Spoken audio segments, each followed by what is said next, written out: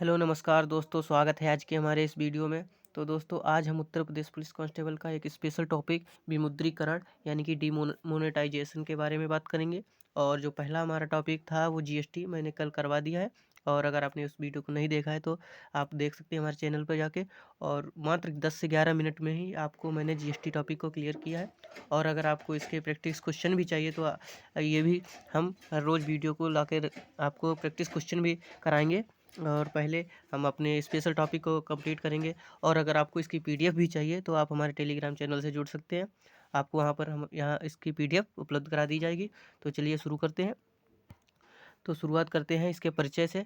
तो विमुद्रीकरण क्या है, तो इसका जो परिभाषा दी है, इसकी परिभाषा क्या है, तो जब सरकार पुरानी मुद्रा को कानूनी यानी कि लीगल टेंडर के रूप में अमान्य घोषित कर देती है और उसे चलन से बाहर कर देती है, तो इसे विमुद्रीकरण या नोटबंदी कहते हैं। ठीक है। तो नोटबंदी या विमुद्रीकरण किसे कहते हैं? जब सरकार किसी लीगल टेंडर के रूप में किसी मुद्रा को अमान्य घोषित कर देती है और नई मुद्रा को चलन में लाती है, तो उसे ही विमुद्रीकरण कहते हैं।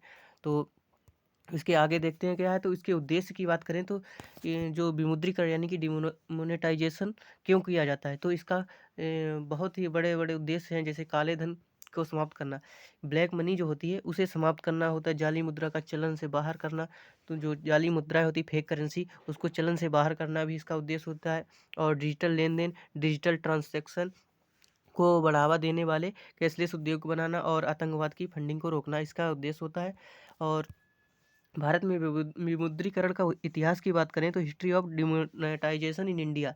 तो भारत में अब तक मुख्य रूप से 3 बार विमुद्रीकरण किया गया है। तो कब कब किया गया है? तो पहली बार किया गया था 1946 में, दूसरी बार 1978 में और तीसरी बार 2016 में किया गया था। तो इसके समय क्या कब कब किया, तारीख की बात करें तो पहली बार जो 12 जनवरी 1946 को किया गया था ब्रिटिश शासन के समय, और उस समय आरबीआई के जो गवर्नर थे वो सीडी देशमुख थे। और दूसरी बार 1978 में हुआ 16 जनवरी को, मोरारजी देसाई प्रधानमंत्री थे और आईजी पटेल आरबीआई के गवर्नर थे। तीसरी बार 2016 में हुआ, 8 नवंबर को हुआ, और नरेंद्र मोदी जी उस समय प्रधानमंत्री थे देश के, और उर्जित पटेल आरबीआई गवर्नर थे। ठीक है। उसके आगे की बात करें तो जो वर्ष 2016 की नोटबंदी के समय वित्त मंत्री जो थे वो कौन थे? तो अरुण जेटली उस समय वित्त मंत्री थे, वर्ष 2016 की नोटबंदी के समय। और बात करें तो 1954 में 1000, 5000 और 10,000 के नोट दोबारा शुरू किए गए थे। तो 1954 में जो नोट शुरू किए गए थे 1000 और 5000 और 10,000 के, उसको जिन्हें वर्ष तो 1978 में फिर बंद कर दिया गया था। तो जो दोबारा 1978 में जो विमुद्रीकरण हुआ उसके द्वारा इन्हें बंद कर दिया गया था। आगे देखते हैं। तो मुद्रा जारी करने की प्रणाली क्या है? तो मुद्रा जारी करने की प्रणाली, जैसे सिक्के हैं तो 1 रुपए का नोट और सभी सिक्के भारत सरकार द्वारा जारी किए जाते हैं। तो भारत सरकार द्वारा वित्त मंत्रालय के द्वारा जारी किए जाते हैं 1 रुपए का नोट और सभी सिक्के। ठीक है। और 1 रुपए का नोट पर जो हस्ताक्षर होते हैं वो किसके होते हैं? तो 1 रुपए के नोट पर वित्त सचिव के हस्ताक्षर होते हैं। और बैंक नोट जो 2 रुपए से लेकर बड़े नोट आरबीआई द्वारा जारी किए जाते हैं, और इन पर आरबीआई गवर्नर के हस्ताक्षर होते हैं। तो 2 रुपए से लेकर या उससे बड़े नोट, उन पर किसके हस्ताक्षर होते हैं? तो आरबीआई गवर्नर के हस्ताक्षर होते हैं। उसके बाद बात करें कानूनी अधिकार, तो आरबीआई एक्ट 1934 की धारा 22, तो धारा 22 आरबीआई को नोट जारी करने का अधिकार देता है। तो आरबीआई को नोट जारी करने का अधिकार कौन देता है? तो धारा 22 आरबीआई एक्ट 1934 की जो धारा 22 है उसके द्वारा आरबीआई को नोट जारी करने का अधिकार मिलता है। ठीक है। उसके बाद विमुद्रीकरण का कानूनी आधार बात करें तो आरबीआई एक्ट 1934 की धारा 26(2) केंद्र सरकार को आरबीआई की सिफारिश पर किसी भी बैंक नोट की श्रृंखला को बंद करने का अधिकार देती है। आगे बात करें टकसाल, तो मिंट्स मिंट्स क्या होते हैं? तो टकसाल की बात करें तो वह कारखाना जहां देश की सरकार द्वारा या उसके दिए अधिकार से मुद्राओं का निर्माण होता है। तो जो जहां पर मुद्राओं का निर्माण होता है वह उसे टकसाल कहते हैं। ठीक है।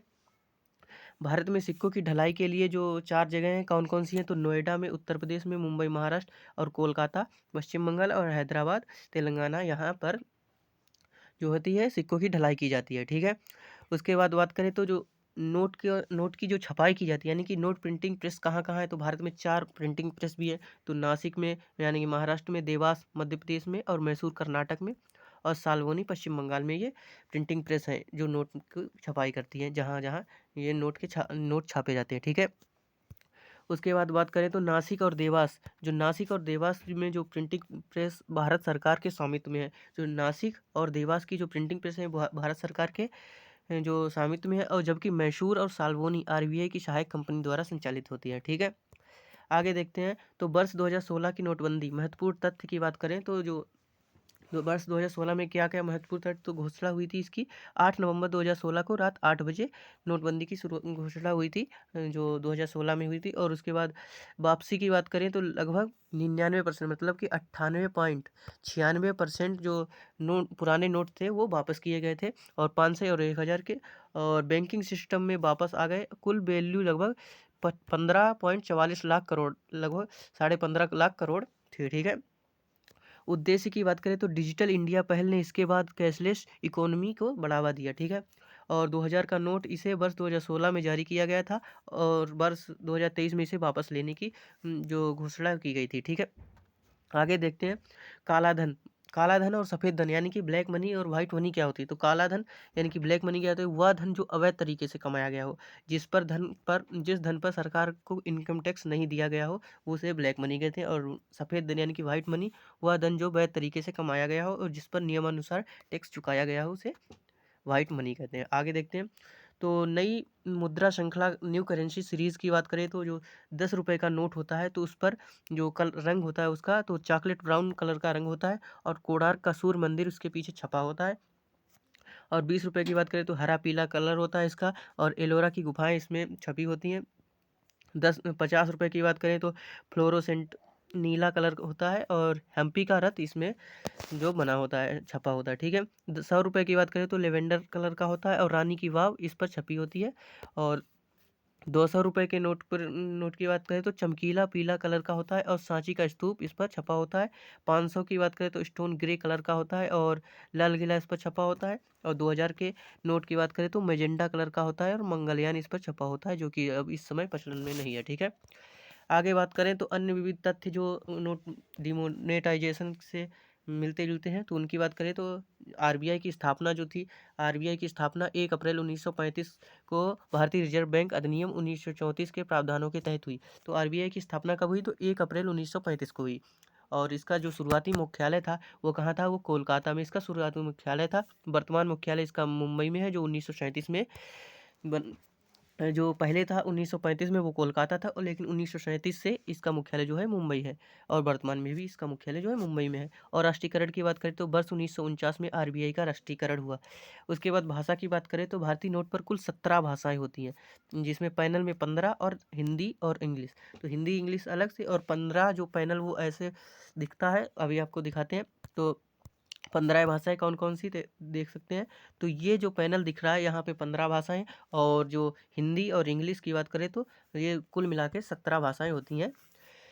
आगे बात करें तो SPMCIL क्या है, तो SPMCIL security printing and minting corporation of India limited. तो यह कंपनी मुद्रा और बैंक नोटों की छपाई और ढलाई का कार्य करती है। ठीक है, और इसकी स्थापना जो है वो 2006 में हुई। तो SPMCIL की स्थापना कब हुई, तो 2006 में हुई। सिक्का अधिनियम, सिक्का अधिनियम क्या है, तो इस अधिनियम को सिक्का निर्माण अधिनियम वर्ष 2011 कहा जा सकता है, या संपूर्ण भारत में लागू है। ठीक है, तो सिक्का अधिनियम 2011, ये पूछ सकता है सिक्का अधिनियम कब आया, तो 2011 लिख सकते हैं। और 1000 से अधिक मूल्य वर्ग के सिक्के नहीं ढाले जा सकते, ये भी अम, होता है। तो 1000 से ज़्यादा के सिक्के नहीं ढाले जा सकते हैं। तो नोट की आयु बताएं तो कोई नोट कब छपा, या वर्ष 2005 से नोटों की छपाई वर्ष के रूप में लिखा जाने लगा। ठीक है, उसके आगे बात करें तो अध्याय प्रशिष्ट अतिरिक्त महत्वपूर्ण जानकारी, तो चैप्टर वाइज मतलब कि और क्या क्या हुआ, तो इसके बारे में बात करें तो सुप्रीम कोर्ट का ऐतिहासिक फैसला 2023 में एक ऐतिहासिक फैसला आया था, और उसमें वो 2 जनवरी 2023 को आया था। निर्णय था सुप्रीम कोर्ट की 5 जजों की संविधान पीठ ने 4:1 के बहुमत से 2016 की नोटबंदी को वैध करार दिया। तो लगभग 5 जजों में से 4 जजों ने वैध करार दिया, और एक जज ने उसे वैध करार नहीं दिया। तो कोर्ट ने माना कि सरकार के पास आरबीआई एक्ट की धारा 26(2) के तहत शक्ति है कि निर्णय लेने की प्रक्रिया में कोई गलती नहीं थी। ठीक है, और जो जिन्होंने अवैध मतलब वैध करार नहीं दिया, जो 5 जज थे जिन्होंने वैध करार नहीं दिया, तो वो कौन थे, तो वो जस्टिस BV नागरत्ना थी। ठीक है, और जो पीठ के अध्यक्ष थे, जो इस 5 जजों में जो अध्यक्ष थे उनका नाम क्या था, तो SA नजीर इनके ये अध्यक्ष थे। ठीक है, आगे बात करें तो 2000 के नोट की वापसी। तो 2000 के नोट की वापसी का कारण क्या है, तो एक नोटबंदी नहीं थी, या एक कोई नोटबंदी नहीं थी, बल्कि इसे क्लीन नोट पॉलिसी यानी कि इस क्लीन नोट पॉलिसी के तहत चलन से बाहर किया गया था। घोषणा आरबीआई ने 19 मई 2023 को की थी, और कारण 2000 के नोटों का जीवन काल पूरा हो जाना और छोटे नोटों की पर्याप्त उपलब्धता। जो 500, 200 और 100 के नोट थे उनकी पर्याप्त उपलब्धता थी, इस कारण इसे बंद किया जाए। और इससे ब्लैक मनी में भी थोड़ा फ़ायदा मिला, मतलब कि ब्लैक मनी कम हो गई। 2000 के नोट हैं जो ज़्यादा बीच में, मतलब ज़्यादा जगह नहीं घेरते, और जो 500 का नोट है उसकी तुलना में ज़्यादा जगह है, तो इससे ब्लैक मनी जो है वो कम हो गई, ठीक है। और महत्व की बात करें तो यह नोट अभी भी लीगल टेंडर या नोट अभी भी लीगल टेंडर यानी कि वैध मुद्रा है, लेकिन बैंकों के माध्यम से वापस लिए गए हैं। तो अभी ये लीगल टेंडर है, लेकिन इसे बैंकों के माध्यम से वापस भी लिया गया है। आगे बात करें तो भारतीय नोटों के सुरक्षा फीचर्स की बात करें तो वाटरमार्क। महात्मा गांधी श्रृंखला के नोटों में महात्मा गांधी का वाटरमार्क होता है, जिसमें प्रकाश और छाया का प्रभाव, और वाटरमार्क विंडो में बहु दिशात्मक रेखाएं होती हैं, ठीक है। गुप्त छवि की बात करें तो 1000 रुपये, 500 रुपये और 100 रुपये, 50 रुपये और 20 रुपये के नोटों के अग्रभाग पर महात्मा गांधी के चित्र के दाईं ओर एक ऊर्ध्वाधर पट्टी में संबंधित मूल्य वर्ग को अंकों में दर्शाने वाली एक गुप्त छवि होती है। यह गुप्त छवि केवल तभी दिखाई देती है जब नोट को क्षैतिज रूप में आंखों के स्तर पर रखा जाता है, ठीक है। उसकी आगे बात करें तो ये जो पुराना नोट है भारतीय रिजर्व बैंक, मतलब कि जो 2016 के डिमोनेटाइजेशन के पहले का नोट है, और ये वाला जो नोट है वो अब का है, ठीक है। सूक्ष्म मच्छर की बात करें तो यह विशेष ऊर्ध्वाधर पट्टी पर महात्मा गांधी के चित्र के बीच दिखाई देती है। इसमें 5 रुपये और 10 रुपये के नोटों पर आरबीआई शब्द अंकित है। 20 रुपये और उससे अधिक के नोटों पर नोट का मूल्य सूक्ष्म अक्षरों में अंकित होता है। इस विशेषता को आवर्धक लेंस से देखने पर बेहतर ढंग से देखा जा सकता है। आगे बात करें तो इंटेग्लियो प्रिंटिंग। तो उभरी हुई प्रिंटिंग क्या है, तो महात्मा गांधी का चित्र, रिजर्व बैंक की मोहर, गारंटी और वचनबद्धता खंड, बाईं ओर अशोक स्तंभ का प्रतीक चिन्ह, आरबीआई गवर्नर के हस्ताक्षर, 20 रुपये, 50 रुपये, 100 रुपये, 500 रुपये और 1000 रुपये के नोटों में इंटेग्लियो यानी उभरे हुए अक्षरों में मुद्रित होते हैं, जिन्हें स्पर्श से महसूस किया जा सकता है। उसके आगे बात करें तो पहचान चिन्ह की बात करें तो 20 रुपये और उससे अधिक मूल्य वर्ग के नोटों पर वाटर मार्क विंडो के बाईं ओर एक विशेष उत्कीर्णन चिन्ह लगाया गया है। यह चिन्ह विभिन्न मूल्य वर्गों के लिए अलग अलग आकृतियों में उपलब्ध है। 20 रुपये के ऊर्ध्वाधर आयत, और 50 रुपये का वर्ग, और 100 रुपये की बात करें तो त्रिभुज, और 500 रुपये की बात करें तो वृत्त, और 1000 रुपये की बात करें तो हीरा।